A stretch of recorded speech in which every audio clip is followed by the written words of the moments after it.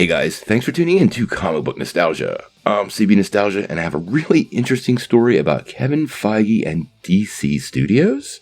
Well, it really would be hard to imagine a world where Kevin Feige was not in the leadership over at Marvel Studios. He at this point is probably one of the most successful producers in the history of movies, and Marvel Studios itself is just demolishing box office records over and over again. You may not always like their movies, but their movies are always very successful, and they've clearly built something new that quite honestly every other studio probably wants. Now, if you roll the clock back a little bit, things were not always that great over at Marvel. There was a point in time where Kevin Feige was not king of everything Marvel. He just ran Marvel Studios and actually had to report up to Marvel Entertainment's leadership in the form of Ike Perlmutter.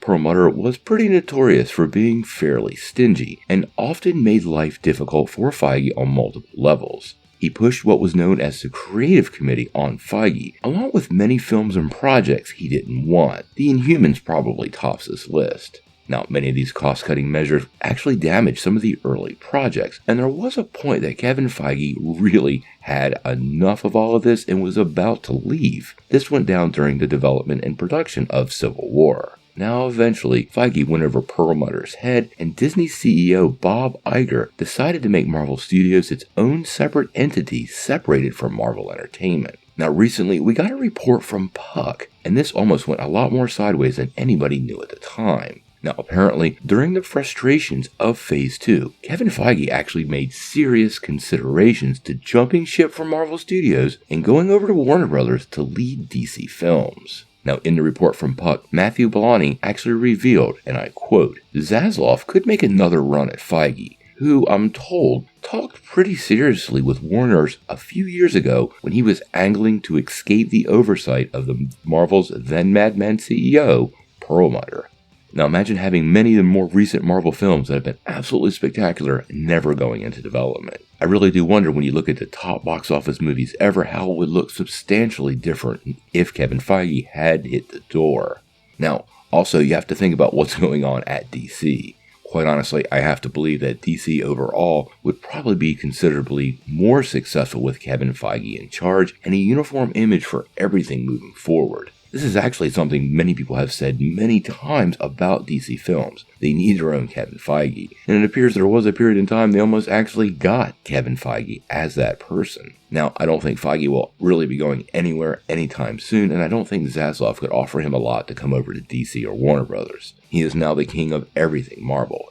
He runs the TV, he runs the movies, and he is in charge of comics technically. Everybody who does anything for Marvel reports directly up to him.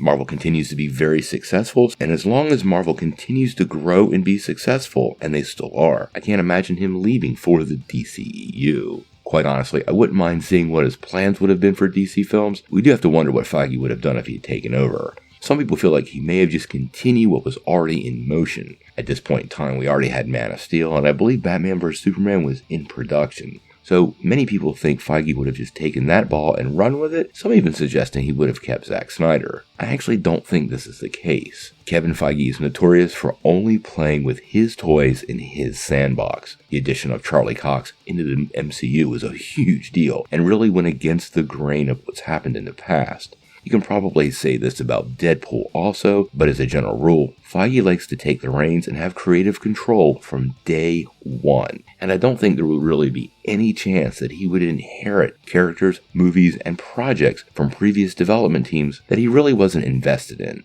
It's just not his style. Now, obviously, if we ever hear anything about Kevin Feige potentially jumping ship from Marvel, we'll be talking about it here on this channel. But I don't think that's going to happen. So, what do you guys think? Do you think there's any possibility that Kevin Feige could leave Marvel to go over to Warner Brothers to run DC films? And if he had a couple of years ago, do you think he would have kept the current movie slate as it was in development, or scrapped it all and used all of his own development process? Sound off in the comments below.